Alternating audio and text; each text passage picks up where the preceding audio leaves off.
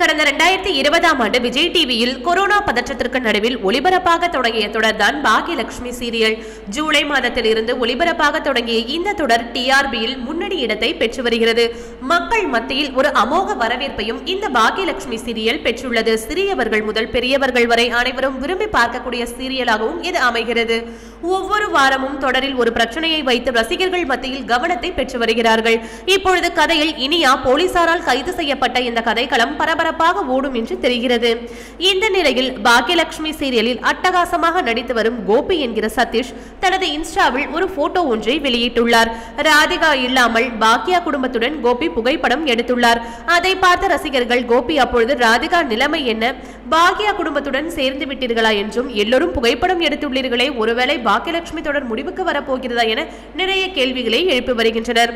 ஆனால் சதீஷ் சீரியல் முடிவதற்கு வாய்ப்பே இல்லை என்றும் கூறியுள்ளார். இது போன்ற சினிமா மற்றும் சீரியல் தொடர்பான செய்திகளை காண சினி டைம்ஸ் சேனலை மறக்காம சப்ஸ்கிரைப் பண்ணுங்க.